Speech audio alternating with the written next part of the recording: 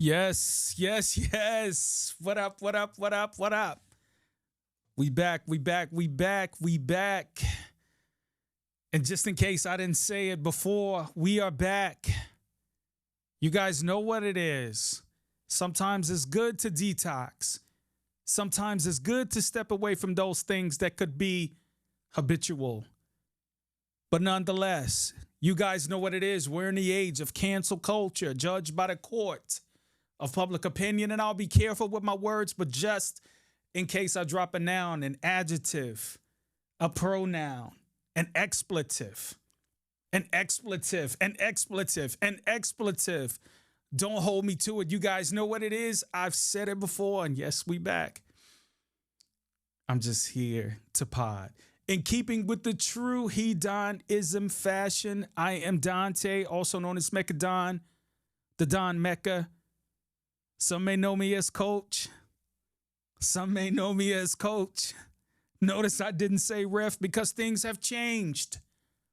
I've actually made an executive decision. I had a talk with self. I said, self, what are we going to do? Have you given it your all? Is there more left in the tank? Yes. Have you given it your all? Is there more left in the tank? Yes. Are there any health issues? Are you ailing anything? Always. We play hurt. But I just decided to make a decision more to follow on that. In true heDONism fashion, you guys know what it is. I'm always grateful for you for tuning in. More importantly, I'm glad you're here today.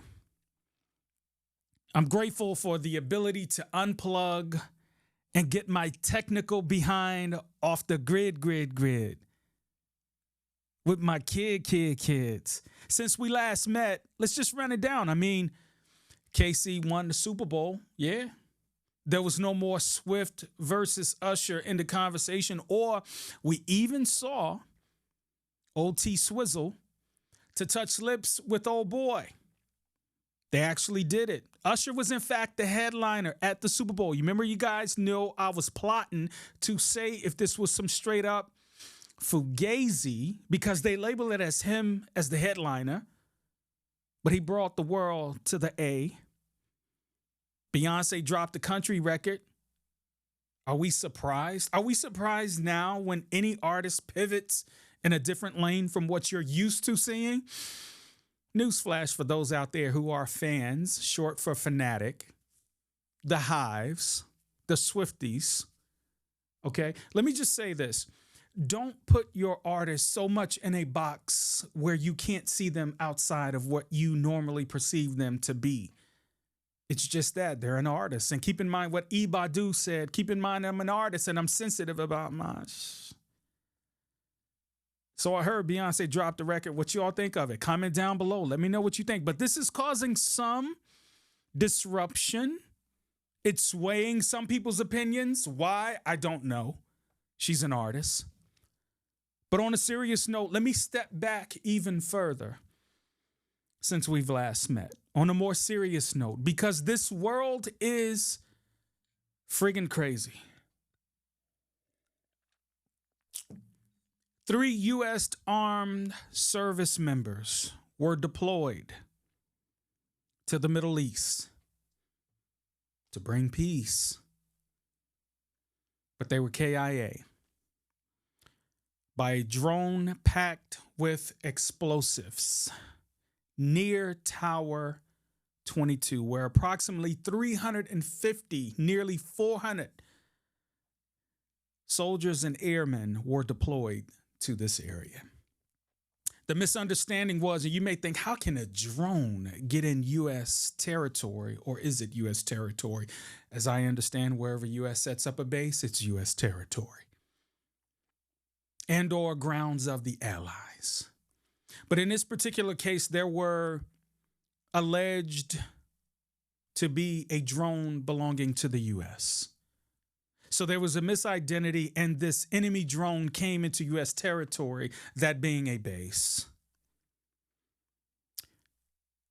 And the drone deployed, killing 3 people. More specific, they were from Georgia. More specific, they were African American. More specific, these were young individuals. Our thoughts and our prayers goes out to the families of 46-year-old Sergeant William Jerome Rivers,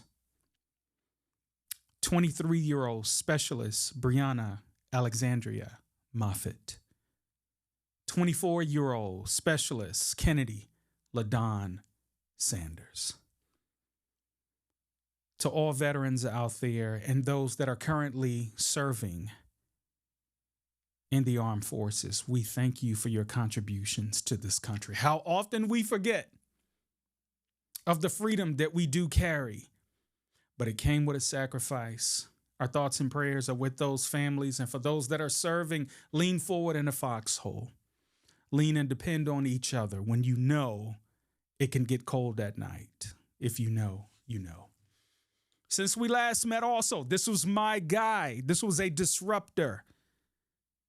I'm talking about the baritone, and if you don't hear me, I'm trying to emulate, but I'm doing a terrible job at it. But rest in peace to my man straight out of Flint, Michigan, the disruptor. The how dare you talk to me like that? The instigator. I don't think there was any imitating him, but there was never a duplication of this man. But who am I talking about? None other than Councilman Eric Mays.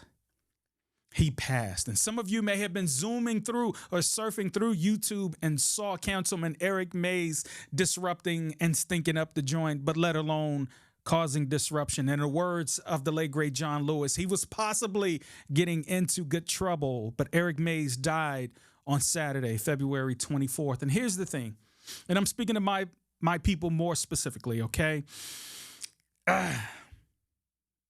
You know when the drama unfolds is when somebody passes, right? So in this particular case, there's no exception. The man was known for his unique and somewhat intimidating tone and tenor, and he was known for shaking a bleeping table.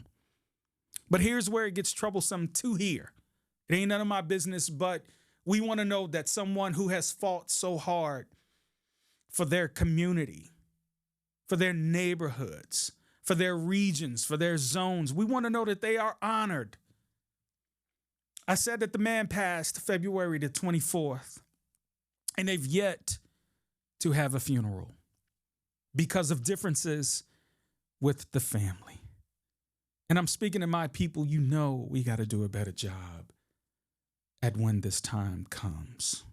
There's a time and place for everything. See, I want to make it to heaven. I try my best to tell the truth. People don't like my style, how I talk, my delivery, but you ain't catching me in half-truths and lies. Not running no municipal government. Why, when it gets to me, we wasting time? But all these folks who put the appeal ain't wasting time. That's my point. Quit singling me out as a time waster. Single some of these folks out for once in y'all life as time wasters. It ain't funny to me, Griggs. It ain't funny to me, Gara. I sit here quietly. And the minute I start talking, here go that old stereotype, time-wasting stereotype. Who does that repeatedly? Who wants to live in a stereotype shell? Black's lazy. First ward councilman wasting time. He's irrelevant. Don't y'all get it? We went through this with Kerry and Jackie Poplar and them putting a hand up in my face. I'm not going to, every time I speak, be belittled when I'm making points by this council. Don't y'all get it? The time wasted was with her when she appealed it. And I'm telling you, when she sees she losing, I want to withdraw it. You done wasted time, tell her. Quit picking at me about the great waster of time. I'm here to do business. Rest in peace, Councilman. Let me also take it back to an awards ceremony that took place recently. And it caused a stir when it came to rap music and or hip hop, according to the Grammys. But my man, Michael Santiago Render, also known as Killer Mike, the philanthropist, the activist, the hood representative, the swag shop representative, ATL to the fullest, also helped with Mayor Keisha Lance Bottoms' campaign and also to get rhetoric out of the street. Remember, two people were called on, T.I. and Killer Mike. But what am I saying? Killer Mike did a sweep at the Grammys, and y'all loved it, but some of y'all hated it. You know what I think it is? I think it is because of coastal and regional biases. We sometimes get in our head that this is my joint. There's no persuading me to this. You got to listen to it. This is my jam. You don't like that? What you on? I was listening to the sidebar. I was listening to the radio the other day, right? Oh, my goodness. And every now and again, I turn on Sirius XM just to get a little something fortunate but unfortunate. I've been detoxing, so it's been more so Amapiano and Afro beats and Afro house, let me be specific, or soulful house music as my detox. But every now and again, I've paid for this service, so why not just surf through and see what's popping, right? So I get on the hip hop radio stations. You guys know what they are. No need for me to shout anybody out here. This is not an ad. But the lyrics were just crazy. And I said, I can't do this. But nonetheless, it's some of these coastal and cultural and regional biases that had some folks hating on the fact that Mike did the sweep. But I got a question for those out there who may be questioning, was he really entitled of this win? My question goes back to you. Have you heard the record, Michael? Have you heard it? It's a simple question, yes or no. Comment down below. If not, I bid you with this, or I challenge you with this, or my appeal to you is this. Go listen to Mama on the Michael record. It'll do something to you. If not, check your pulse. What he did was he championed for the OGs, and I'm not just talking about the original gangsters or the OGs from way back when, or the pioneers. No, he did it for those that are 40 plus that put pen to hand to paper and became a lyricist with entendres and similes and metaphors, subjects and predicates, ebonics, slang, colloquialisms. He put all of that to work. And the man went on tour basically telling everybody, I don't know if you've heard, but this is the best album you've ever heard. Yo, Mike, you stand on that? I stand on that. This is the best album you've ever heard. And let's keep in mind, he comes from the organized noise camp. He comes from the Goody MOB camp. He comes from the Outcast camp. He comes from the heritage of ATLians. Killer Mike. Not only that, you want to talk about a representative of our people, hence his show, Trigger Warning, Killer Mike. You're doing your thing, brother. But what categories did he take home the sweep, or the sweep in? It was Best Rap Song for Scientists and Engineers, featuring our guy, 3 Stacks. By the way, 3 Stacks had a concert here in the ATL the other day. You couldn't find a ticket in the city. It was sold out immediately. On the words of Bernie Mac, rest in peace, immediately they were sold out of the Andre concert. The other category was Best Rap Performance, again, for Scientist and Engineer, featuring our guy, 3 Stacks. But the one that had everyone scratching their head on was Best Rap Album. I'll say to you again, have you listened to the record? You know, just pivoting from gratitude, I have to say this. Although we have certain months that highlight certain things on the U.S. side of the house, but it is Women's History Month. And in the words of the late, great Tupac Shakur, ladies, women, you are appreciated. And there's so much to cover, but I just want to hone in for a second to sports. Caitlin Clark, oh my goodness. If you guys have been under a rock, this girl is setting historical records from behind the three, on the court, in the paint, a facilitator, and for her team, Iowa. One thing I will say is Caitlin did declare herself for the WNBA draft. I think it's going to be a problem. If you were not paying attention last year to the Liberty and the Aces, you missed out. Please pay attention starting with this March. It's Super Tuesday, by the way. By the time this pod aired, we will know who the GOP representative is, but I can tell y'all already know who it is. We'll get to that in a minute. But back to Caitlin. She's balling. I support this young lady. This lady has a heart of gold, but she ain't the only one. I talked about March. We're on the brink of March Madness, tournaments, bracketology, and all of that's about to drop here very soon. Pay attention. Pay attention. In the words of DJ Khaled, listen and watch what's going on because March Madness is nearly underway. But if we're going to crown Caitlin Clark and if we're going to talk about her greatness and her accomplishments, then we got to, in my broken English, don't judge me, but we got to talk about Coach Dawn Staley of the South Carolina Gamecocks. If we're going to talk about Caitlin Clark and women's history, we've got to talk about Coach Dawn Staley. And I'll say it again. She's doing numbers. So nice, I had to say it twice. But folks, this is her second year of having back-to-back undefeated seasons. Do you want me to put it in perspective for you?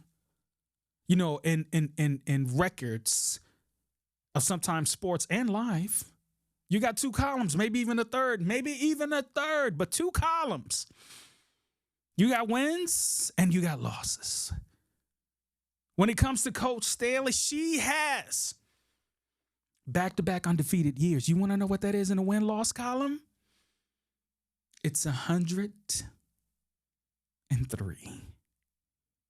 Let me make it clear. She's had 100 wins and 3 losses. Can you imagine the discipline? Can you imagine walking into the gym to practice? Oh, it's no nonsense. Or at least that's the impression I get. But coach, they threw darts at you and you ducked them and you kept being agile and you kept maneuvering through the fugazi and you are coaching those young ladies and we are proud of you. So for this Women's History Month, there's so much to cover, but I did want to call out Caitlin Clark. I love it. And Coach Dawn Staley. You know, today is Super Tuesday. No matter when this pod drops, I'm recording on Super Tuesday. And the last time I checked, it was hours, maybe even minutes until we get to the first poll for Super Tuesday. I mentioned this last year. I don't want to be the one that says, I told you so, but I told you so.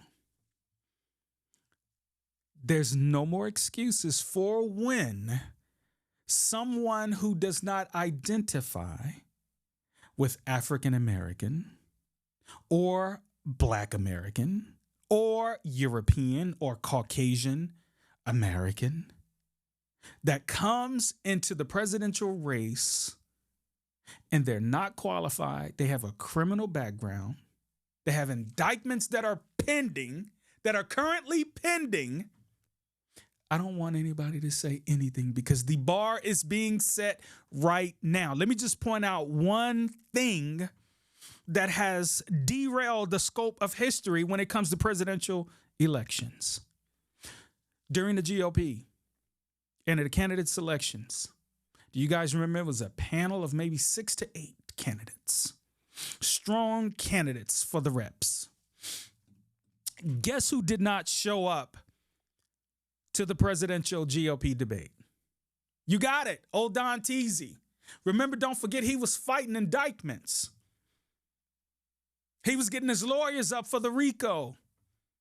Don't even get me started talking about the Fonnie Willis case that's taking place here in Atlanta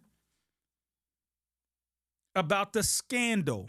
We'll leave it at that. But back to old Don Teasy. Former President Donald J. Trump was at a gala, a speaking engagement, or going on his campaign and selective tour. You know, cameras are everywhere.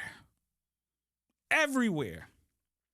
So in the midst of the gala, this guy gets up on the mic and starts to regurgitate information. I don't know if it's knowledge. I don't know what he does.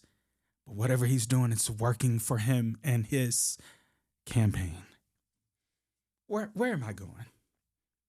So old Don Teasy, former President Donald J. Trump, stands up at a gala, just like lights are on me right now. Your former president stands up and says, "Oh my, these lights are so bright in my eyes, and I can't see anyone out there. But I can only see the black ones. I can't see any of the white ones. These lights are so bright in my eyes that I can't see too many people out there. But I can only see the black ones. I can't see any white ones, you see? That's how far I've come. That's how far I've come." Woo. That's what he said. I can't make this up. Matter of fact, these lights are so bright in my eyes, I can't see anyone out there. I can only see the black ones. Ooh. Ouch. Former president, you said that. Hey, it's not a matter of tweeting. He said it. He said it. But he didn't stop right there. He goes on to say, I've got indicted for nothing, for something that I didn't even do.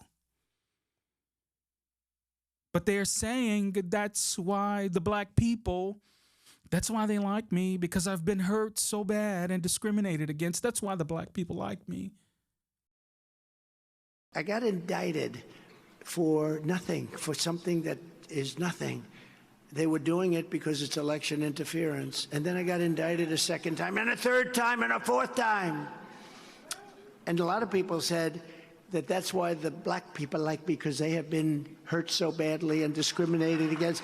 And they actually viewed me as I'm being discriminated against. It's been pretty amazing. I'm being indicted for you, the American people. I'm being indicted for you, the black population.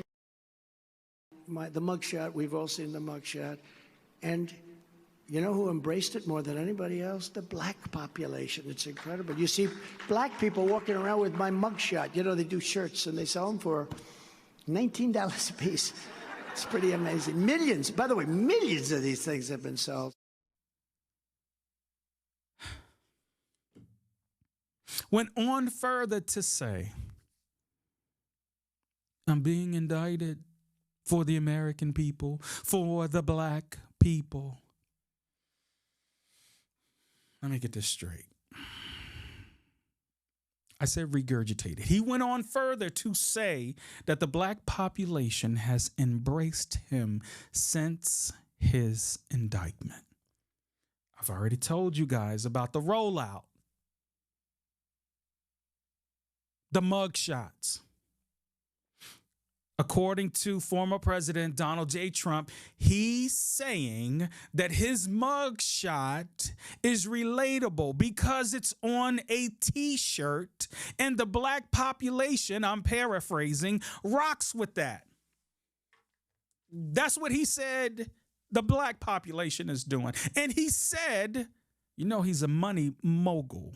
He goes, the t-shirts are selling for $19.99 and there's millions of them. You know how he says it, millions of them. Really? Really? Wow. Let us move on. Folks, former President Donald Trump is using this as a stereotype of black people being criminals, and that I'm black, I identify as Black American, would identify with him because of the criminal activity. That he's basically saying, y'all, that we identify with a mugshot. That's our commonality. That's our soiree. That's how we gets down. Oh, you got a mugshot? You down with me. But, listen, pay attention. There are some people out there that is buying into this concept that he's now relatable.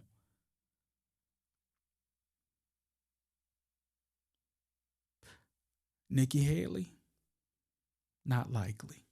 But I appreciate the efforts. A lot of fugazi going on there. It's fugazi in politics all across the board. So please miss me with the, hey, you're only picking on this because of that. No, we understand where fugazi lies. We don't stand with that. Please understand, okay?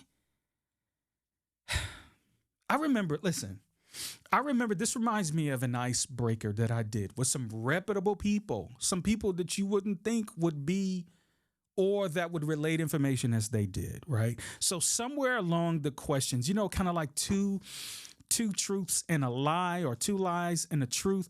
This was one of those. However, one of the questions, and I can't remember how it was phrased, but one of the questions went, have you ever been in the back of a police car?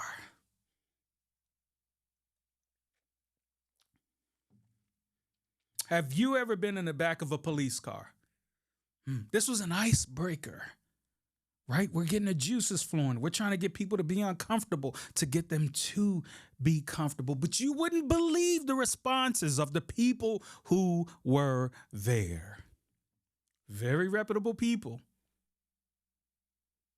But to think that black people can only relate with criminal activity, indictments.